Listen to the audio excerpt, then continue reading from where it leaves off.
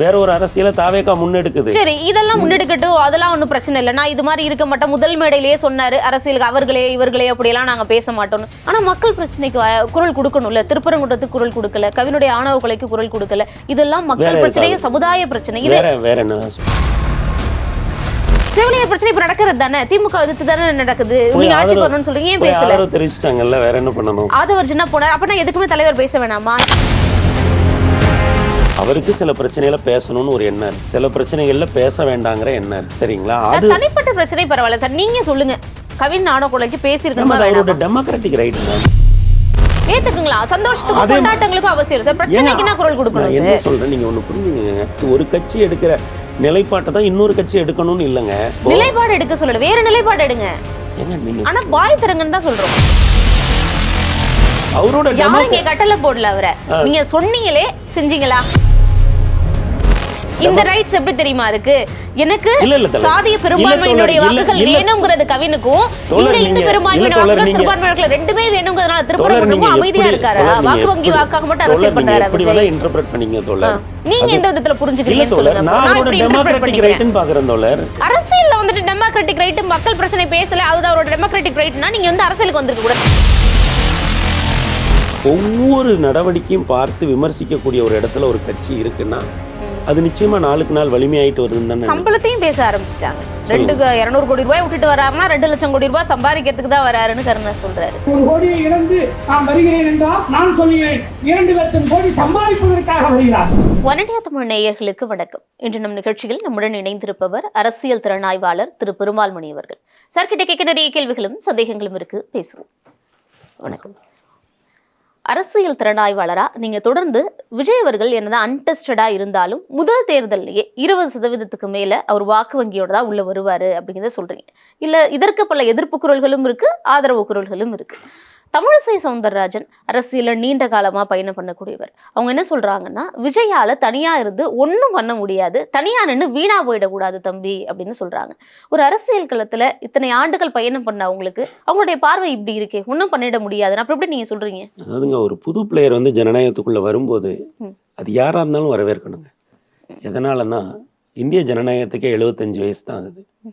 இந்த ஜனநாயகம் இன்னும் ரொம்ப நீண்ட தூரம் போக வேண்டியதா இருக்கு. இன்னைக்குமே பல மாநில கட்சிகள், இன்னும் சொல்ல போனால் பாஜக தவிர மற்ற எல்லா கட்சிகளிலையுமே பெரும்பாலான கட்சிகளில் தலைவர்களாக யார் வரான்னா தலைவர்களாக இருந்தவர்களுடைய குடும்பத்தை சார்ந்தவர்கள் தான் வராங்க.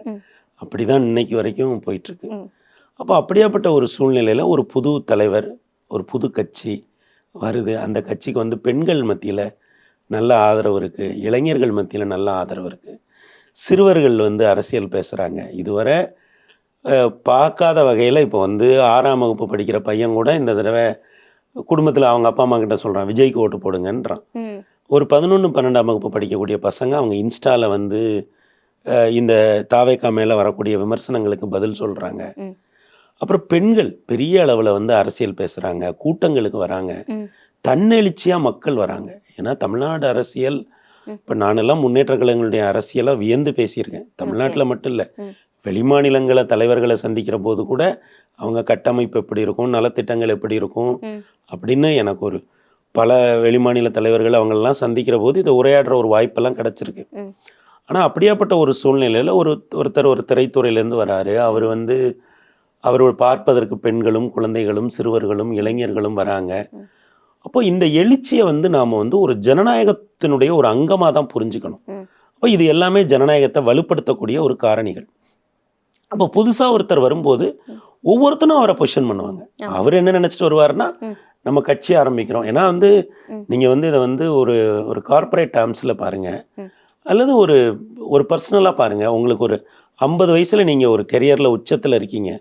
நீங்கள் அந்த கெரியரை விட்டு இன்னொரு கெரியருக்கு மாறணும்னு நினைக்கிறது இருக்குல்ல. சினிமாவில் இன்றைக்கி அவர் ரொம்ப கம்ஃபர்டபுளான இடத்துல இருக்கார்.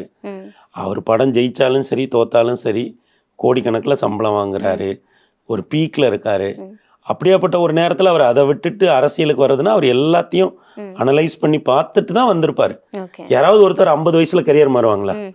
நீங்கள் ரொம்ப சிம்பிளாக யோசிச்சு பாருங்களேன். இல்லை, இப்போ சில அதிகாரிகள் வந்து ரிஸ்க் எடுத்து அரசியலுக்குள்ளே வராங்க, சில டாக்டர்ஸ் வராங்க, ப்ரொஃபஷனல்ஸ் வர்றது வேற. ஏன்னா அவங்களுக்கு இது ஒன்றும் இப்போ ஒரு லாயர்ஸோ ஒரு டாக்டர்ஸோ வராங்கன்னா திரும்ப அவங்களுடைய ப்ரொஃபஷனுக்குள்ளே திரும்பிக்கலாம். ஓகே. ஆனால் இது வந்து அரசியல் ஒரு ஒரு பெரிய ஆட்டம். ரெண்டாவது சினிமாங்கிறது ரொம்ப சுக்கிரனோட அம்சத்தில் இருக்கக்கூடிய ரொம்ப கன்வீனியன்ட்டான ரொம்ப அருமையான ஒரு களம். அதில் நீங்கள் ஒரு முக்கியமான இடத்துல இருந்துட்டு சூரியனோட அம்சத்தில் இருக்கக்கூடிய அரசியலுக்குள்ளே வர்றது கடின உழைப்பையும் லெபோரியஸ் திங் அது. இல்ல இது எல்லாமே இருங்க, கரெக்ட். அப்படி வரும்போது ஒவ்வொருத்தரும் ஒவ்வொரு மாதிரி அவரை பொசிஷன் பண்ணுறாங்க. இப்போ தாவேக தலைவருக்கு என்ன நம்பிக்கை இருந்திருக்கும்னா, நம்ம கட்சி ஆரம்பிக்கிறோம், நம்ம போகிறோம், நம்ம தேர்தலில் ஜெயிப்போம் அப்படின்னு ஒரு நம்பிக்கை இருந்திருக்கும். இப்போ என்னை போன்ற ஆய்வாளர்கள் அவர் வருகையை ரொம்ப அணுவாக பார்க்குறோம். ஓகே, வராரு, மக்கள் தன்னழிச்சு வராங்க, பெண்கள் அரசியல் பேசுகிறாங்க, சிறுவர்கள் அரசியல் பேசுகிறாங்க. அப்போ இது எப்படி வருது அப்படின்னு பார்க்குறோம். சில நண்பர்கள் சயின்டிஃபிக்காக சில சர்வேஸை நடத்துகிறாங்க. அந்த சர்வே வந்து இப்போ ஒரு அதை அனலைஸ் பண்ணுறதுக்காக நம்மக்கிட்ட கொடுக்குறாங்க, காட்டுறாங்க. அப்போ அப்படி பார்க்குற பொழுது இது எப்படி வருது அப்படிங்கும்போது ஐயா விஜய் ஒரு அடிப்படையிலே ஒரு 20% அதிகமான வாக்குகளில் வந்து தான் நிற்கிறாரு. இனிமே போக போக கூட்டணி ஏனைய விஷயங்கள் இதெல்லாம் நடக்க நடக்க அவர் வேற ஒரு தளத்துக்கு நகர்றதுக்கான வாய்ப்பு உண்டு அப்படின்னு நாம சொல்றோம். சரி, நீங்க சொல்ற இதே விஷயங்களை வச்சே பார்ப்போம். இதற்கு முன்பும் தமிழக அரசியல் களம் அப்படிங்கிறது பல நடிகர்களை பார்த்திருக்கு. உச்சத்துல அந்த நடிகர்கள் நிறைய பேர் அரசியலுக்கு வந்திருக்கிறாங்க. அவங்களுடைய நிலை என்னவா இருந்தது அப்படிங்கிறத நம்ம பார்த்திருக்கோம். விஜய் அவர்களுடைய வருகை அப்படிங்கிறது பார்க்க பெண்கள் வராங்க, நீங்க சொல்ற இளைஞர்கள் வராங்க, கட்டுக்கடங்காத கூட்டம் வருது, இதெல்லாம் வாக்குகளா மாறுமாங்கிற இன்னொரு சந்தேகம் இருக்கு.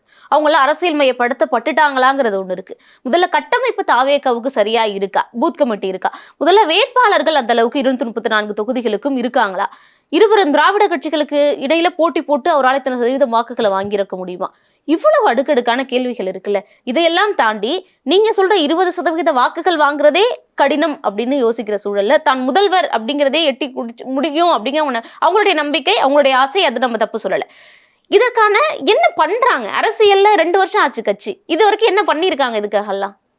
அது இப்போ நானும் ஒரு வாக்காளர் தான். நான் வந்து இந்த அரசியல் கட்சிகளுடைய கட்டமைப்புக்கு வெளியே இருக்கக்கூடிய ஒரு வாக்காளர். இப்போ என்னை வந்து யாரும் பார்த்து கேன்வாஸ் பண்ண தேவையில்லை. பூத் கமிட்டி மெம்பர்கள் வந்து என்னை கேன்வாஸ் பண்ணி கூட்டிகிட்டு போக வேண்டிய தேவையில்லை. நானே போவேன், நானே வாக்களிப்பேன். எந்த விதத்துலையுமே அந்த அரசியல் கட்சியினுடைய கட்டமைப்புன்னு ஒன்று சொல்கிறீங்கல்ல, இது டிஸ்டர்ப் பண்ணாத ஒரு இடத்துல தான் நான் இருக்கேன். நம்ம மக்கள் எல்லாருக்கும் உங்க அளவுக்கு அரசியல் புரிதல் இருக்குமா? அப்படி என்னை போல தமிழ்நாட்டில் ஒரு 50% பாப்புலேஷன் இப்போ இருக்கிறதா தான் நான் நம்புறேன். 50% இந்த அளவுக்கு நிச்சயமா இருக்கு. ஏன்னா நகர்ப்புறம், இன்னைக்கு தமிழ்நாடு நகர்ப்புறமயம் 50% ஆயிடுச்சு. ஆக அப்படி பார்க்கிற பொழுது இந்த கட்டமைப்பெல்லாம் ஒரு காலகட்டத்தில் தேவையா இருந்தது. அதாவது அன்னைக்கு வந்து நம்ம இணையம் இல்லை, தொலைக்காட்சிகள் இல்லாத ஒரு காலகட்டத்தில் வாக்காளர்களை அறிவூட்டி அவங்கள தேர்தல் களத்துக்கு கூட்டிட்டு வந்து வாக்களிக்க வேண்டிய ஒரு தேவை இருந்தது. அப்போல்லாம் வந்து பார்த்தீங்கன்னா ஆரம்ப காலத்தில் தேர்தலெல்லாம் வந்து பார்த்தீங்கன்னா கருப்பட்டி காஃபி கொடுப்பாங்க, ஓட்டு போட்டு முடித்த பிறகு உப்புமா கொடுப்பாங்க, அப்படிலாம் ஒரு காலகட்டம் இருந்தது. இப்போ வயசான ஒருத்தவங்களை கூட்டிகிட்டு வரணும்னா வாகன உதவி இப்போ செய்வாங்க. அப்படிலாம் வந்து ஒரு தேவை ஒரு நேரத்தில் இருந்தது. அதனால் எனக்கு வந்து இன்னைக்கு நான் வந்து இந்த கட்டமைப்பு இதெல்லாம் பெரிதாக தேவைப்படாத ஒரு இடத்துக்கு ஜனநாயகம் வந்து இன்னைக்கு வந்துருச்சு. அரசியல் ரீதியாக என்ன பண்ணியிருக்காரு விஜய்? ஐயா வந்து அரசியல் இப்போ வந்து பார்த்தீங்கன்னா விஜய் வந்து ஒரு இணைய கால அரசியல் தலைவர். இப்போ வந்து ஒவ்வொரு காலகட்டத்திலையும் தலைவர்களுக்கு ஒரு செல்வாக்கு இருந்தது. இப்போ பிரிண்ட் மீடியா காலத்தில் திராவிட முன்னேற்ற கழகம் எந்திரிச்சு வந்தது. அப்போ வந்து பார்த்தீங்கன்னா திராவிட முன்னேற்ற கழகத்தினுடைய எல்லா பெரும்பாலான தலைவர்கள் வந்து சிறு பத்திரிகை நடத்திட்டு இருந்தாங்க. இப்போ எப்படி யூடியூப்ஸ் இருக்கோ, இப்போ பல சிறு பத்திரிகைகள் ஒவ்வொரு ஊர்லேயும் இருக்கும். அவங்க ஐயா பெரியார், பெருந்தகை அண்ணா இவங்க நடத்துகிற பத்திரிகைகள்ல இருந்து அவங்க அந்த கருத்தை எடுத்து அவங்க வந்து சிறு பத்திரிகையெல்லாம் நடத்துவாங்க, லோக்கலில் சர்க்குலேட் பண்ணுவாங்க. கையெழுத்து பத்திரிகைலாம் கூட இருந்தது தெரியுங்களா? அது எல்லாமே ஒரு அரசியல் செயல்பாடு தான். அப்புறம் ஒரு காலகட்டத்தில் எல்லா கட்சிகளும் தொலைக்காட்சி வச்சுருந்தாங்க. சிறிய கட்சியாக இருந்தால் கூட தொலைக்காட்சி வேணும்னு நினச்சாங்க. இது இணைய காலம். இன்னைக்கு வந்து நேற்று பெரியார் ஐயா பெரியாருடைய நினைவு தினம். அவர் வந்து மதியம்தான் வந்து மாலை போட்டார் இல்லையா? வேலுநாச்சியார் அவர்களுக்கும் மதியம் தான் மாலை போட்டிருக்கிறாரு இல்லையா? ஆனால் அடுத்த நிமிஷம் அது தொலைக்காட்சிகளில் செய்தியாக வருது. இன்னைக்கு காலையில் பத்திரிகைகளை எடுத்து பார்த்தோம்னா அது பிரிண்ட்ல இருக்கு. இப்போ ஒரு சில தலைவர்கள் காலையிலேயே போய் சிலைக்கு மாலை போடுறாங்க, அதுவும் அதே பத்திரிகையில செய்தியா இருக்கு. சரிங்களா? என்ன டைம் தான் வித்தியாசம், நேரம். ஆனா போய் சேர்றது எல்லாரையும் போய் சேர்ந்துருது இல்ல. ஆனா ஒரு தலைவர் அப்படி மாடலா இருக்கலாமா? இளைய தலைமுறைக்கு அவரை நம்பி இருக்க தொண்டர்கள் அது கரெக்ட்னு நினைக்கிறீங்களா? காலம் மாறுதுலங்க. நீங்க வந்து நீங்க ஏன் வந்து காலம் மாறினாலும் கொள்கைகளையோ இல்ல ஒரு அரசியலுக்கான ஒரு இது இருக்குல்ல, அதை மாத்திரலாமா? முன்னேற்ற கழகங்கள் பண்றதுதான் யார்ட் ஸ்டிக் கிடையாதுங்க. அதை அளவுகளா வச்சு தாவேக்காவை அளக்காதீங்க. முன்னேற்ற கழகங்கள் அவங்க பண்றாங்க. தேசிய கட்சிகள் முன்னாடி பண்ணதை விட முன்னேற்ற கழகங்கள் வேற ஒரு அரசியலை முன்னெடுத்தாங்க. இன்னைக்கு முன்னேற்ற கழகங்களுடைய அரசியல இருந்து வேற ஒரு கழகத்தை வேற ஒரு அரசியலை தாவேகா முன்னெடுக்குது. சரி, இதெல்லாம் முன்னெடுக்கட்டும், அதெல்லாம் ஒன்றும் பிரச்சனை இல்லை. நான் இது மாதிரி இருக்க மாட்டேன், முதல் மேடையிலேயே சொன்னாரு அரசியலுக்கு அவர்களே இவர்களே அப்படியெல்லாம் நாங்க பேச மாட்டோம்னு. சரி, அது உங்களுடைய ஸ்டைல் வச்சுக்கலாம். ஆனா மக்கள் பிரச்சனைக்கு குரல் கொடுக்கணும்ல. திருப்பரங்குன்றத்துக்கு குரல் கொடுக்கல, கவினுடைய ஆணவ கொலைக்கு குரல் கொடுக்கல. இதெல்லாம் மக்கள் பிரச்சனை, சமுதாய பிரச்சனை. இது வேற என்னதான் சொல்லுங்க, வேற எதுக்கெல்லாம் குரல் கொடுக்க? இது ரெண்டு தானே முக்கியமான பிரச்சனை. குரல் கொடுத்திருக்க வேண்டிய பிரச்சனை இல்லையா? ஏன் குரல் கொடுக்கல? நீங்க கேக்குற இந்த ரெண்டு பிரச்சனை இருக்குல்ல, இந்த ரெண்டு பிரச்சனை தான் திமுகவும் குரல் கொடுக்கலன்னு சொல்றாங்க. திமுக குரல் கொடுக்க எந்த விதத்துல திமுக குரல் இல்லங்க, திமுக மேடைகள்ல தாவேகா எந்த பிரச்சனைக்கெல்லாம் குரல் கொடுக்கலன்னா என்ன சொல்றாங்கன்னா, திருப்பரங்குன்றத்துக்கு குரல் கொடுக்கல, ஆணவ படுகொலைக்கு குரல் கொடுக்கலங்கிறது தான் திமுக மேடைகள்லயும் சொல்லப்படுது.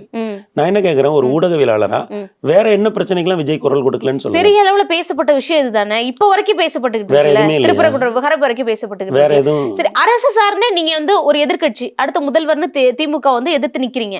அப்போ இப்ப வரைக்கும் அரசியல் எவ்வளவு பிரச்சனைகள் இருக்கு. திமுக எதிர்த்து ஏன் நீங்க செவிலியர்கள் பிரச்சனைக்கு ஆதரவர்ஜுனா போனார், இல்லன்னு சொல்லல. ஏன் விஜய் அவர்கள் அறிக்கை வெளியிடல? விஜய் அவர்கள் ஏன் ரெண்டு மூணு பிரச்சனை சொல்லுங்க. செவிலியர் பிரச்சனை இப்ப நடக்கிறது தானே, திமுக எதிர்த்து தானே நடக்குது. நீங்க ஆட்சிக்கு வரணும்னு சொல்றீங்க, ஏன் பேசல? ஆதரவு தெரிவிச்சிட்டாங்கல்ல, வேற என்ன பண்ணணும்? ஆதவர்ஜுனா போனார், அப்பனா எதுக்குமே தலைவர் பேச வேணாமா? இந்த பிரச்சனைக்கு தலைவர் பேச வேண்டாமா? ஏதாவது அதான் நான் என்ன சொல்றேன்னா, திராவிட முன்னேற்ற கழக மேடைகள்ல ஒரு புதிய அரசியல் கட்சி வருகிற பொழுது நீங்க ஏன் அந்த பிரச்சனைக்கு பேசல, இந்த பிரச்சனைக்கு பேசல அப்படின்னு சொல்லி ஒரு கேள்வி எழுப்புறது இயல்பு. ஆனா அது ஒரு அறிவார்ந்த சமூகம் விவாதிக்கிற பொழுது அது ரெண்டு அரசியல் கட்சிகளுக்கு இடையிலான ஒரு பிரச்சனையா தான் பார்க்கணும். இவர் ஒரு பாதையில போறாரு, அந்த பாதையை ஏற்றுக்கொண்டுதான் நம்ம வந்து அவரை மதிப்பிடணும். அவருக்கு சில பிரச்சனைகளை பேசணும்னு ஒரு எண்ணம் இருக்கு, சில பிரச்சனைகள்ல பேச வேண்டாங்கிற எண்ணம் இருக்கு. சரிங்களா? அது தனிப்பட்ட பிரச்சனை பரவாயில்ல சார், நீங்க சொல்லுங்க. கவின் ஆணவ கொலைக்கு பேசியிருக்கணும், அவரோட டெமோக்ராட்டிக் ரைட் மேம். நீங்க வந்து ஒண்ணு புரிஞ்சுங்க மேம், இப்ப திராவிட முன்னேற்ற கழகம் இருக்கு, அவங்க வந்து இந்துக்களோட பண்டிகைக்கு ஏன் வாழ்த்து சொல்ல மாட்டேங்கிறாங்கன்னு பாஜக கேக்குது. அதுல அவங்களுக்கு ஒரு புரிதல் இருக்கு. திராவிட முன்னேற்ற கழகம் இந்த மண்ணை ஆண்ட கட்சி, 75 ஆண்டுகால கட்சி. அவங்க சொல்றாங்க எங்களுக்கு ஒரு புரிதல் இருக்குங்க, எங்க புரிதல் இருந்தா நாங்க வந்து சொல்லுவோன்றாங்க. அப்ப அந்த நிலைப்பாடை நம்ம ஏத்துக்கிறோம். ஏத்துக்குங்களா? சந்தோஷத்துக்கு கொண்டாட்டங்களுக்கும் அவசியம் சார், பிரச்சனைக்கு நான் குரல் கொடுக்கணும். என்ன சொல்றேன், நீங்க ஒண்ணு புரிஞ்சுங்க. ஒவ்வொரு கட்சியும் ஒரு கட்சி எடுக்கிற நிலைப்பாட்டை தான் இன்னொரு கட்சி எடுக்கணும்னு இல்லைங்க. சரிங்களா? இப்போ நிலைப்பாடு எடுக்க சொல்லல, வேற நிலைப்பாடு எடுங்க. ஏங்க நீங்க ஆனா வாய் திறங்கன்னு தான் சொல்றேன். நான் என்ன சொல்றேன், மறுபடி திராவிட முன்னேற்ற கழகம் தாவேகா மேல வைக்கிற பிரச்சனை இருக்குல்ல, அத வந்து அறிவார்ந்த சமூகம் விவாதிக்க வேண்டிய தேவையில்லை. அது அவங்க நிலைப்பாடு, அதை நம்ம ஏத்துக்கணும். அத இன்னொரு கட்சி ஏத்துக்காம இருக்கலாம், இன்னொரு கட்சி ஏத்துக்காமலே போறான். ஆனா அறிவுலகம் இப்ப நீங்க வந்து தாவேகாவை மதிப்பிடுகிற பொழுது நீங்க திமுக குரலா தான் இதை பாக்குறீங்களா, மக்கள் குரலா பாக்கலையா? அஜித் அவர்கள் வீட்டுக்கு போனீங்க, அதை வந்து தாவேகாவுக்கு ஆதரவு தெரிவிச்சாங்க எல்லா ஊடகங்களும். அதே பக்கத்துல தானே கவி நடந்தது. ஏன் குரல் கொடுக்கலங்க? ஊடகங்கள் குரல் மட்டும் இல்ல, மக்கள் குரலும் தானே இது. எங்க அதாங்க மக்கள் அவங்க அந்த குரல் திமுக குரல்னு சொல்லுங்க. அந்த குரலை வந்து அவங்க எதுல வெளிப்படுத்துவாங்க? எப்படி வெளிப்படுத்தலையே இப்போ வரைக்கும்? தேர்தல்ல தானே வெளிப்படுத்துவாங்க. தேர்தலை எந்த விதத்துல வெளிப்படுத்துவாங்க? நீங்க வாய்ஸ் அவுட் பண்ணினா தானே அந்த மக்களுடைய வாக்குகள் உங்களுக்கு வரும். அதாங்க, அப்ப அவங்க அந்த அதுக்கு வாய்ஸ் அவுட் பண்ணாம போறாங்கன்னா என்ன அர்த்தம்? அது நம்ம மக்கள் வேணாம்னு நினைக்கிறாங்க, அந்த வாக்குகள் வேணாம்னு நினைக்கிறாங்களா? ஒரு தலைவர் எந்த பிரச்சனையில நம்ம பேசணும், எந்த தலைச்சு நம்ம பேசக்கூடாதுங்கிறது அவரோட டெமோக்ராட்டிக் ரைட்டா இல்லையா? செலக்டிவா இருக்குன்றோம். அதாங்க, செலக்டிவா இருக்கட்டுங்க, அது அவரோட டெமோக்ராட்டிக் ரைட்டா இல்லையா? இந்த ரைட்ஸ் எப்படி தெரியுமா இருக்கு? எனக்கு சாதிய பெரும்பான்மையினுடைய வாக்குகள் வேணும்ங்கிறது கவினுக்கும், இங்க இந்து பெரும்பான்மையோட வாக்குகள் சிறுபான்மையினருக்கு ரெண்டுமே வேணும்ங்கிறதுனால திருப்பரங்குன்றமும் அமைதியா இருக்காரா? வாக்கு வங்கி வாக்காக மட்டும் அரசியல் பண்றாரா விஜய்? இன்டர்பிரட் பண்ணீங்க தோழர், நீங்க எந்த விதத்துல புரிஞ்சுக்கிறீங்கன்னு சொல்லுங்க. நான் அவரோட டெமோக்ராட்டிக் ரைட்னு பாக்குறேன் தோழர். அவர் பேசுறதும் பேசாம இருக்கிறதும் அவரோட டெமோக்ராட்டிக் ரைட். அரசியல்ல வந்துட்டு டெமோக்ராட்டிக் ரைட், மக்கள் பிரச்சனை பேசல, அது அவரோட டெமோக்ராட்டிக் ரைட்னா நீங்க வந்து அரசியலுக்கு வந்திருக்க கூட. தனி மனிதனா நீங்க ஏன் பேசுறன்னு கேட்க போறது கிடையாது. ஒருத்தர் அரசியலுக்கு வரக்கூடாதுன்னு சொல்லக்கூடாதுங்க, அது வந்து ஆன்டி டெமோக்ரசி. அரசியலுக்கு வந்தா விமர்சனங்களை வைக்க தானே சார் செய்வோம், நீங்க தாராளமா வைங்க. நீங்க யாரு உங்களை யார் வேணான்னு சொன்னது? இப்ப நீங்க செய்தியாளர்கள் அவர் இது வரைக்கும் சந்திக்காத டெமோக்ராட்டிக் ரைட் தான், அதை வந்து பெருசா பேசலையே இப்போ வரைக்கும். இப்போ வரைக்கும் ஊடகங்கள் தினந்தனை கேக்குறாங்களா, அதை ஏன் பேசல நீங்க, ஏன் பிரஸ் பாக்கீங்க கேக்குறாங்களா? நீங்க என்ன வேணா விமர்சனம் பண்ணுங்க, சரிங்களா?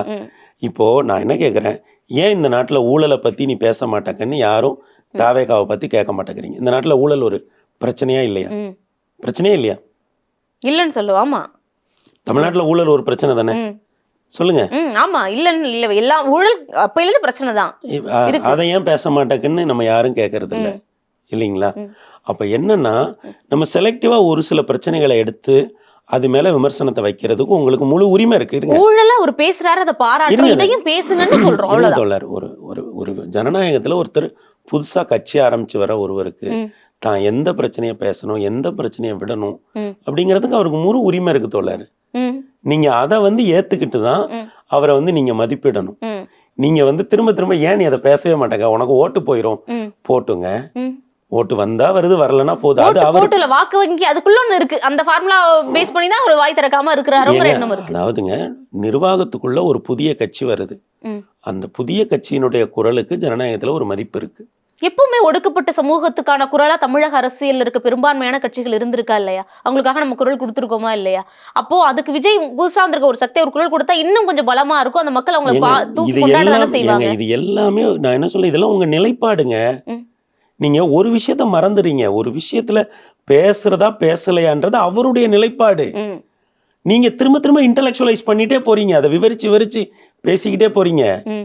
ஏங்க அது அவரோட நிலைப்பாடு. ஒரு கட்சி அவர் ஆரம்பிக்கிறாரு, அவர் என் கொள்கை இதுதான்னு சொல்றாரு, சரிங்களா? என் கொள்கை இப்போ கொள்கையை எதிர்க்க மாட்டாருங்கிற விமர்சனமும் இருக்குல்ல.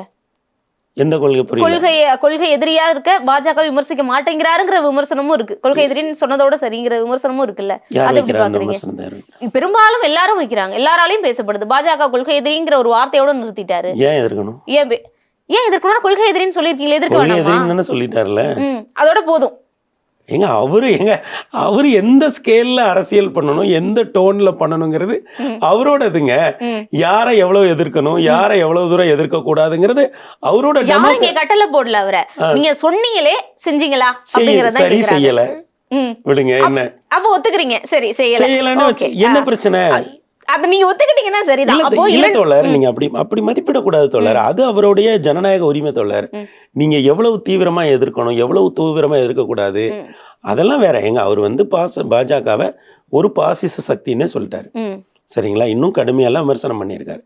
நீங்க திரும்ப திரும்ப நேத்தியா திமுக தீய சக்தின்னு சொல்லிட்டாரு. அதாவதுங்க, 2026 தேர்தலுக்கு தமிழ்நாட்டுல யாரை எதிர்க்கணுமோ அவங்களே எதிர்ப்பாரு. அதான அரசியல். தேர்தல் 2026 சட்டமன்றத்துக்கு தானே நடக்குது. அதை ஒட்டி தானே அவர் ஸ்ட்ராட்டஜி இருக்கும். நீ ஏன் அவரை எதிர்க்கல, நீ ஏன் இவரை எதிர்க்கல, நீ ஏன் அந்த பிரச்சனையில கருத்து சொல்லல, நீ ஏன் இந்த பிரச்சனையில. அப்போ நேரடியா வர விமர்சனத்தை விட விஜய் அவர்கள் மறைமுகமா பூடகமா விமர்சிச்சா கூட பதில் சொல்றாருல்ல. அறிவு திருவிழா நடத்தினதுக்கு விமர்சனம் பண்ணாரு, அது ஓகே அப்படிங்கிறத புரிஞ்சுக்க முடியும் திமுக எதிரின்னு. உங்களை புதிய அடிமைகள் அப்படின்னு சொல்லி உங்க பேரை குறிப்பிடவே இல்லையே. விஜய் அவர்கள்னு சொன்னாரா முதல்வர், இல்ல தாவேக்கர்னு சொன்னாரா முதல்வர்? அப்ப நீங்க தான் புது அடிமை, நீங்களே அக்செப்ட் பண்ணிக்கிறீங்களா? கண்ணாடியை பார்த்து முதல்வர் பேசுறாரு, அறிக்கை வெளியிடுறாரு, கண்ணாடியை பார்த்து முதல்வர் சொல்லுகிறார் அப்படின்னு புதிய அடிமைகள்ங்கிறது அவருக்கு பழைய நினைவுகள் வந்துருச்சு போலன்னு. உங்களை சொல்லலையே, விஜய்னு சொல்லலையே, முதல்வர் தாவேக்கர்னு சொல்லலையே, நீங்க எதுக்கு, உங்களுக்கு எதுக்கு அறிக்கை விடணுங்கிற ஒரு நினைவு வருது? ஒத்துக்கிறீங்களா புதிய அடிமைன்னு? நீங்க என்ன புரிஞ்சுக்கிறீங்க? இவர் சொன்னதை இவர் அக்செப்ட் பண்றதுனாலதான் பதில் சொல்றாரோ, தன்னை புரிஞ்சுக்கிறாரோ, அதனால பதில் சொல்றாரோன்னு நினைக்கிறேன். அதுல இன்னொரு விஷயம் இருக்கா, திமுக எதிர்ப்புல தொடர்ந்து தீவிரமா இருக்காரு. அதான் அவரோட அரசியல். திமுக எதிர்ப்புல இருக்கலாம் சார், அவங்க செய்யற திட்டங்களை சொல்லலாம், ஊழல்ல குற்றப்படலாம், இதெல்லாம் போட்டு சொல்லலாம். அவர் புதிய அடிமைன்னு சொல்றதை இவர் ஏன் பதில் சொல்றாரு? அப்ப இவர் தன்னை புதிய அடிமைன்னு ஏத்துக்கிட்டு பதில் சொல்றாரா? கேட்டீங்கல்ல, அவர் இப்ப நீங்க அவருடைய உரைய, அவருடைய செயல்பாடுகளை அங்கங்க இன்டர்பிரட் பண்ணி ஒன்னொன்னா கேட்டேன்னீங்க. ஆனா நீங்க எல்லா இதுலயுமே அவர் கட்சி ஆரம்பிச்ச நாள்ல இருந்து பாத்தீங்கன்னா திமுக எதிர்ப்புல அவர் தீவிரமா இருக்காருங்கிறத ஏத்துக்கிறீங்களா? திமுக எதிர்ப்புல தீவிரமா இருக்காரு. அவங்க செய்யற தப்புகளை சுட்டி காட்டுங்க, ஊழலை சுட்டி காட்டுங்க, அவங்க ஆட்சி நிர்வாகத்துல இருக்கக்கூடிய அடிப்படை தவறுகளை சொல்லுங்க. இதையும் திமுக எதிர்ப்பையும் அவர் எப்படி பண்ணணும்னு இல்ல சார், அக்செப்ட் பண்ணிட்டாரு சார் தன்னை, தான் புதிய அடிமைங்கிற ஏத்துக்கிறதுனால தானே சார் பதில் அறிக்கை வெளியிடுறாரு. நான் என்ன கேக்குறேன், அவர் என்ன அறிக்கை விடட்டும் தோழர், அவர் சொல்லு திமுக எதிர்ப்புல உறுதியா இருக்காருல்ல. திமுக எதிர்ப்புல உறுதியா இருக்காரு. 2026 தேர்தல் எதுக்கான தேர்தல்? திமுக மீண்டும் ஆட்சிக்கு வரணுமா வேண்டாமாங்கிறதுக்கான தேர்தல் தானே தோழர். அப்ப யாரை எதிர்க்கணும்? திமுகவை எதிர்க்கணும். அதெல்லாம் சரி தோழர், அது சரியா தானே போகுது. அப்ப அதானே அவர் அரசியல் தோழர். அப்ப அவர் பூடகமா விமர்சிச்சாலும் தன்னை அடிமைங்கிறதை ஏத்துக்கிட்டு பதில் சொல்றாரு. அது உங்க இன்டர்பிரேஷன் தோழர். நான் என்ன சொல்றேன், ஒரு விஷயம் இருக்குல்ல தோழர், திமுக எதிர்ப்புல அவர் தீவிரமா இருக்காரு. 2026 தேர்தல் திமுக மீண்டும் ஆட்சிக்கு வரணுமா வேண்டாமாங்கிறதுக்கான தேர்தல், சரியா? அப்ப அந்த இடத்துல அவருடைய அரசியல் திமுக எதிர்ப்பு அரசியல் தான், சரிதானே? அது அந்த லைன் கிளியரா இருக்குல்ல. ஓகே, அவ்வளவுதான். அதாங்க திமுக எதிர்ப்பு அரசியல் தான் அவரோட அரசியலுங்க. புது அரசியல், புது கட்சி இப்படி பரிணாமம் எடுத்திருக்கு, இவ்வளவு விஷயங்கள் சொல்றீங்க. நாம் தமிழர் ஒரு தலைமை ஒருங்கிணைப்பாளர் சீமான் சொல்றாரு, நம்ம எச்சில இருந்து பிறந்த கட்சி தான் இப்ப நிறைய இருக்கு, கொடியோட நிறத்தை கூட மாத்தல, அப்படியே நம்ம கொடிய நிறத்துல இருந்து எல்லாமே அப்படியே இருக்கு, பிறப்புக்கும் எல்லாருக்கும் முதல்ல சொன்னதே நம்ம தான் அப்படின்னு விமர்சனத்தை எல்லாம் முன்வைக்கிறார். இது எப்படி பாக்குறீங்க? பிறப்புக்கும் எல்லா உயிருக்கும் அப்படிங்கிறது வந்து ஒரு தமிழ்நாட்டில் ஒரு கோல்டன் வேர்டுங்க. ம். யாதும் ஊரே யாவரும் கேளீர் அப்படிங்கிறத விட ஒரு பவர்ஃபுல்லான ஒரு வார்த்தைன்னா பிறப்புக்கும் எல்லா உயிருக்கும் அப்படிங்கிற ஒரு வார்த்தை. அப்போ அதை வந்து ஒரு கட்சி தன்னுடைய கொள்கையிலேயே வந்து வச்சிருக்காங்க. அப்புறம் ஐயா பெரியார் வந்து ஒரு பெருநெருப்பு. அவர் வந்து எந்த சட்டகத்துக்குள்ளும் மாட்டாத ஒரு பெருநெருப்பு. அவர் எல்லா விஷயம் பற்றியும் பேசியிருக்காரு. தமிழர்கள் இன்னமும் ஒரு 100 ஆண்டுக்கு பிறகு எப்படி இருக்கணும் அப்படின்னு நம்மளெல்லாம் பண்ணவர். இன்னைக்கு இந்த அறையில் நீங்கள் இருக்கீங்க, நான் இருக்கேன், 2 கேமராமேன் இருக்காங்க. நம்ம யாரோட சாதியுமே யாருக்குமே தெரியாது. ஏன்னா நம்ம பெயர்களுக்கு பின்னால் இருந்த சாதியை பின்னொட்ட தூக்கி எறிஞ்ச ஒரு மகத்தான தலைவர். இந்தியாவில் எந்த மாநிலத்திலுமே இது நடக்கலை இல்லையா? அப்போ வந்து அப்படியாப்பட்ட ஒரு மகத்தான தலைவரையே அவர் வந்து கொள்கை தலைவராக வச்சிருக்காரு இல்லையா? இன்னமும் சொல்ல போனால் பெரியாரை கொள்கை தலைவராக வச்சுக்கொண்டு ஒரு அரசியல் கட்சி நடத்துறதே கஷ்டம். ஏன்னா அவர் வந்து தேசாபிமானம், பாசாபிமானம் இது எல்லாத்தையும் விட மானிட நேயம் தாண்டா பெருசு அப்படின்னு சொல்லக்கூடியவர். அப்போ அவரை ஏற்றுக்கொண்டு பிறப்புக்கும் எல்லா உயிருக்கும்னு வந்த பிறகு எல்லாரும் விமர்சிக்க தான் செய்வாங்க. அப்போ பலரும் விமர்சிக்கிறாங்கன்னா அவருக்கு ஒரு போல் பொசிஷன் இருக்குன்னு அர்த்தம். கட்சி நிறத்தை கூட உங்களால மாத்த முடியல, எல்லாமே என்கிட்ட இப்போ நீங்க முதல்ல இருந்தே ஒவ்வொருத்தரும் ஒண்ணு சொன்னதை சுட்டி காட்டிட்டே வந்தீங்களா? பாஜக என்ன சொல்லுச்சு, திமுக என்ன சொல்லுச்சு, இப்போ வந்து நாம் தமிழர் என்ன. அப்ப இப்ப எல்லாருமே ஒரு புது சக்தியை விமர்சிக்கிறாங்கன்னா அவர் ஒரு அந்த இடத்துல இருக்காருன்னு தானே தொடர் அர்த்தம் இல்லையா? அந்த இடத்துல இருக்க போய் தானே விமர்சிக்கிறாங்க. காய்த்த மரம் கல்லடிப்படுகிறது இல்லையா? அதற்கு காரணம் தன்னெழுச்சியாக வரக்கூடிய பெண்கள் கூட்டம், தன்னெழுச்சியாக வரக்கூடிய சிறுவர்கள் கூட்டம். இதை வந்து எல்லாரும் கவனிக்கிறாங்க. அந்த இடத்துல இருந்தா இந்த விமர்சனங்கள் ஏறுது. இந்த விமர்சனங்களை வந்து அவங்க ஏற்றுக்கொண்டு கடந்து பதில் சொல்ல வேண்டியவற்றுக்கு பதில் சொல்லி கடந்து போக வேண்டியவற்றை கடந்து தான் போவாங்க. அது சில விமர்சனங்களை கடந்து போகலாம். தொல் திருமாவளவன் அவர்கள் வைக்கக்கூடிய விமர்சனம்ங்கிறது அவங்களுடைய கொள்கைக்கு எதிரான ஒரு விமர்சனத்தை வைக்கிறார். RSS பெத்த பிள்ளை, உங்களுடைய அஜெண்டாவே வந்து அதுதான், அவங்க சொல்லிதான் நீங்க எல்லாம் செய்யறீங்க அப்படிங்கிறது வந்து அவங்களுடைய கொள்கைக்கு எதிரானதா இருக்கல. உங்க கொள்கை எதிராளின்னு நீங்க சொல்றவர் அவரோட பிள்ளைதான் நீங்கன்னு சொல்றப்போ அதுக்காக வாய் திறக்கணுமா இல்லையா விஜய்? இல்லைங்க, அது ஒரு பார்வை. நான் தான் சொல்றேன், அவருக்கு அவர் இன்றைக்கு பலரும் விமர்சிக்கிற இடத்துல இருக்காரு. பெரும்பாலான கட்சிகள் விமர்சிக்கிற ஒரு இடத்துல நீங்க சமீபத்தில் ஏதாவது ஒரு கட்சியை பார்த்தீங்களா? பார்த்துருக்கீங்களா? பெரும்பாலான எல்லாம் இன்றைக்கு ஏறக்கூடிய பெரும்பாலான கட்சிகள் அவர் மீது ஒரு விமர்சனத்தை வைக்கக்கூடிய இடத்துல அவர் இருக்கிறார். அப்படின்னாலே கட்சி ஆரம்பிச்சு நீங்க ஆரம்பத்துல குறிப்பிட்டது போல ஒரு 2.5 ஆண்டு கால கட்சி இப்படி எல்லோருடைய விமர்சனத்தையும், அதுவும் ஒவ்வொரு அங்குலமா பார்க்குறாங்க. கொள்கையை பார்க்குறாங்க, கொடியை பார்க்குறாங்க, இஷ்யூஸ்ல எந்த இஷ்யூஸ்ல பேசுனீங்க, எந்த இஷ்யூஸ்ல பேசலைங்கிறத பார்க்குறாங்க. அப்போ ஒவ்வொரு நடவடிக்கையும் பார்த்து விமர்சிக்கக்கூடிய ஒரு இடத்துல ஒரு கட்சி இருக்குன்னா அது நிச்சயமா நாளுக்கு நாள் வலிமையாயிட்டு வருதுன்னு தானே. சம்பளத்தையும் பேச ஆரம்பிச்சிட்டாங்க. 200 கோடி ரூபாய் விட்டுட்டு வராருன்னா 2 லட்சம் கோடி ரூபாய் சம்பாதிக்கிறதுக்கு தான் வராருன்னு கருணாஸ் சொல்றாரு. யார் சொல்றா? கருணாஸ் சொல்றாரு. அப்ப அந்த அளவுக்கு இங்க சூழல் பால்பட்டு இருக்கா அரசியல்? ஏன்னா நிர்வாகம்ங்கிறது வந்து அப்ப அது ஒரு பெரிய விஷயம் இல்லையா? அரசியல்ல வந்து இப்ப நீங்க வந்து ஒரு பெரிய தொகையை சம்பாதிக்க முடியும் அப்படின்ற ஒரு சூழல் இருந்தா நாம எதை பேசணும் பிரதானமா? அப்படி இப்போ 5 வருடங்கள்ல நீங்க 2.5 லட்சம் கோடி சம்பாதிச்சிட முடியும்னு ஒரு சூழல் இருக்குன்னு வைங்க. இப்போ ஒரு நாள்தோறும் ஒரு 8 இருந்து 10 மணி நேரம் வேலை பார்க்கக்கூடியவர்கள் என்ன சம்பாதிக்கிறாங்க? ஒரு 5 வருடங்கள்ல சென்னையில ஊடகத்துல ஒரு நல்ல பொசிஷன்ல இருக்கவங்களை எவ்வளவு சம்பாதிச்சிட முடியும்? மருத்துவர்கள் என்ன சம்பாதிக்க முடியும்? ப்ரொஃபஸர்ஸ் என்ன சம்பாதிக்க முடியும்? வழக்கறிஞர்கள் என்ன சம்பாதிக்க முடியும்? அப்போ 5 வருடத்துல 2 லட்சம் கோடியை சம்பாதிக்கக்கூடிய நிலைமையில ஒரு சிஸ்டம் இருக்கு, ஒரு பொலிட்டிக்கல் சிஸ்டம் இருக்குன்னா எல்லாரும் அதை தானே முதல்ல பேசணும். அப்படி ஒரு சிஸ்டம் இருக்கிறது தவறு அப்படின்னு தானே பேசணும். அப்போ ஒவ்வொரு குரலா வெளியில வர நமக்கு ஒரு புது டைமென்ஷன் கிடைச்சிக்கிட்டே இருக்கு. அப்ப இதெல்லாம் யாரால இன்னைக்கு வெளியில வருது? இவ்வளவு நாட்கள் பேசப்படாத விஷயங்கள் எல்லாம் யாரால வருது? தாவே காண்ற ஒரு புதிய கட்சி வந்ததுனால தானே வருது. அப்போ அதனுடைய வருகை வந்து தமிழக ஜனநாயகத்தை வலுப்படுத்துறதா தானே இருக்கு. ஜனநாயகத்தை வலுப்படுத்துறதுன்னு சொல்றீங்க. இவ்வளவு குரல்கள், எதிர்ப்பு குரல்கள் வருது. அது காய்த்த மரமா இருக்கிறதுனாலதான் கல்லடிப்படுது. அதனாலதான் எல்லாரோட எதிர்ப்புகளையும் சம்பாதிக்குது. பலர் பெரும்பாலானவர்கள். இப்ப வரைக்கும் 4 முனை போட்டி அப்படிங்கிறது உறுதியாகி இருக்கு. சீமான் அவர்களை பெரும்பாலும் கணக்கில் எடுக்காம மும்முனை போட்டி அப்படின்னு சொல்றாங்க. இந்த 3 முனை போட்டியில விஜய் அவர்கள் எந்த இடத்தை 26ல பிடிப்பாருன்னு உங்களுடைய கணக்கு இருக்கு? 4 முனைனே வச்சுக்கலாம். அவர் ஒன்று முதல்வராகவோ இல்ல எதிர்கட்சி தலைவராகவோ வருவதற்கான வாய்ப்பு இருக்கு. எதிர்கட்சி தலைவரை வந்துடலாமா? முதல்வராகவோ எதிர்க்கட்சி தலைவராகவோ வருவதற்கான வாய்ப்பு இருக்கு. ஓகே, உங்களுடைய 2026 தேர்தலை பொறுத்தளவுல அவருக்கு வந்து ஒரு மொமெண்டம் இருக்கு. பெரிய அளவுல வந்து கிரவுண்ட்ல வந்து அவருக்கு சப்போர்ட் இருக்கு. ஒரு சின்ன குழந்தை பேட்டி கொடுக்குது, அது வந்து தொலைக்காட்சியில விஜய் நான் படமே போட மாட்டேங்கிறாங்க அப்படின்னு. ஆனா அது எமோஷனல் ஆகி பேசுது. ஒரு பெண்மணி, நடுத்தர வயது பெண்மணி, அவங்க வந்து நீங்க விஜயை சந்திச்சா என்ன கேட்பீங்கன்னா அவங்க எமோஷனல் ஆகி பேசுறாங்க. பெண்கள் விஜயை பார்த்த உடனே கண்ணீர் விடுறாங்க. அந்த கூட்டங்கள்ல இருக்க அந்த ஒரு வைப் இருக்குல்ல, பெண்களை உற்சாகமா ஆடி பாடுறதெல்லாம் இதற்கு முன்னால் நான் எந்த பொதுவெளியிலையும் பார்த்ததில்லை. வட இந்திய திருமணங்கள்ல கூட பொதுவெளியில குடும்பமாக பெண்கள் ஆடி பாடுறத பார்க்க முடியும்.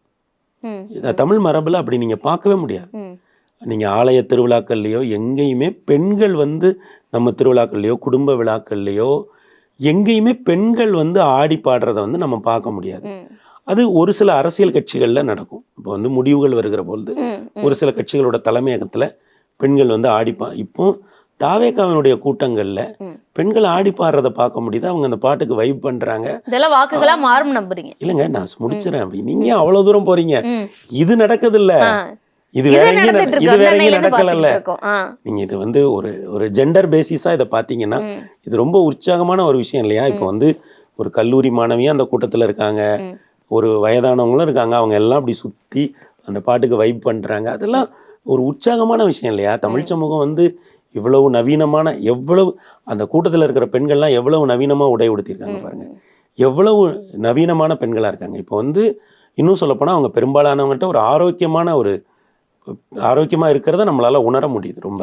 அப்போ இந்த சமூகம் வந்து இப்படி வரும்போது இந்த இடத்துல இப்படி ஒரு விஷயம் நடக்குது. ஒரு சிறு இளம் வயதுல இருந்து கொஞ்சம் நடுத்தர வயது, கொஞ்சம் மூத்த வயது பெண்கள் எல்லாருமே அந்த கூட்டத்துக்கு போறாங்க, வைப் பண்றாங்க, உற்சாகமா கலைஞ்சு போறாங்க. அப்படிங்கும்போது ஒரு ஜனநாயகத்துக்குள்ள அவர் என்ன விதமான விளைவுகளை ஏற்படுத்துகிறாரு, அவருக்கு யார் வாக்களிக்க போறா, அதெல்லாம் வந்து நம்ம இன்னும் படிப்படியா பேசலாமே. ஏன் வந்து இப்போ நீங்க உங்க கேள்விக்கு நான் பதில் சொல்றேன்னா, விஜய் பற்றிய செய்தி வருகிற பொழுது அவர் எந்த வாரம் வெளியே போறாரோ அந்த வாரம் தொலைக்காட்சி ரேட்டிங் 100 பாயிண்ட் ஏறுது இல்லையா? பெரும்பாலான ஊடகங்கள்ல இன்றைக்கு விஜய் பத்தின வீடியோவை போடுகிற பொழுது ஆயிரக்கணக்கான வியூஸ் வந்து கிடைக்குது. இதெல்லாம் இன்னைக்கு நடக்குது இல்ல. இது ஓட்டா மாறுதா இல்லையான்றத நம்ம வந்து மே மாசம் நீங்க சொல்றீங்க எதிர்கட்சி இல்ல ஆளும் கட்சி உறுதிங்க. அவருக்கு ஒரு மொமெண்டம் இருக்குன்னு சொல்றேன். அவருக்கு இன்னைக்கு ஒரு நல்ல மொமெண்டம் இருக்கு. அந்த மொமெண்டத்தை இன்னமும் அவர் மெயின்டைன் பண்ணுவார் தான் நினைக்கிறேன். ஏன்னா அவர் ரொம்ப கையை நல்லா இறுக்கி பிடிச்சு நிதானமாக தான் வராரு, கான்ஃபிடென்ட்டாக வராரு. அவருடைய செயல்பாடுகளில் இருக்கிற அந்த பதட்டமின்மை வந்து கவனிக்கப்பட வேண்டிய ஒன்று. ஆக நிச்சயமா வந்து ஒரு புது சக்தி ஜனநாயகத்துக்குள்ள வருது. அப்படிங்கும்போது எல்லாம் சேர்ந்து வைப் பண்றாங்க. தமிழகம் இதுவரை வந்து இப்படி கூட்டமா வந்து போய் பார்த்ததில்லை. இப்போ நாளைக்கு கூட்டம் நடக்கிற இடத்த இன்னைக்கு போய் பார்வையிடுறாங்க.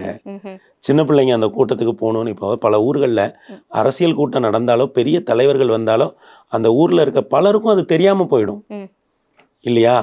ஆனா இங்க வந்து பாருங்க, பசங்க வரைக்கும் தெரியுது. வீட்டுல வந்து கேக்குறாங்க, கூட்டத்துக்கு விதிமுறையால கூட்டிட்டு வர முடியல, QR கோடு கொடுத்து தான் உள்ள அனுப்ப முடியுது. இதெல்லாம் வந்து இதுவரைக்கும் இப்ப சமீபத்திய ஜனநாயகத்துல நம்ம பார்க்காத விஷயங்கள் இல்லையா? இது எல்லாமே இன்னைக்கு இருக்கு. இது ஓட்டா மாறுமா மாறாதா அப்படிங்கறத வந்து 26ல பெட்டி உடைச்சு எண்ணிரலாம்ல. அத வந்து தெளிவா தெரியும். இது தெளிவா தெரியுதுல்ல, இத ஒத்துக்கிறீங்கல்ல? இது தெரியுது. அத வைப் எல்லாம் வாக்குகளாக மாறுகுதா, உங்க கணிப்பு பலிக்குதா அப்படிங்கறத தான் நம்ம பொறுத்து பார்க்கணும். நீங்க ஒரு ஊடகவியலாளர், நம்ம ஒரு இன்டெலெக்சுவல் ஃபோரம். இந்த இன்டெலெக்சுவல் ஃபோரம் இன்னைக்கு என்ன இருக்கோ நம்ம அதை பேசுறோம். வாக்குகளா மாறுமா மாறாதாங்கிறது அரசியல் கட்சிகளோட பிரச்சனை. அது பாப்போம், அவங்க பார்த்துட்டு போட்டு கணிப்புகளும் உங்களுக்கு பலிக்குதான்னு பார்ப்போம். நேரம் ஒதுக்கி கேள்விகளுக்கு பதில் தந்தமைக்கு நன்றி sir. Subscribe to One India and never miss an update.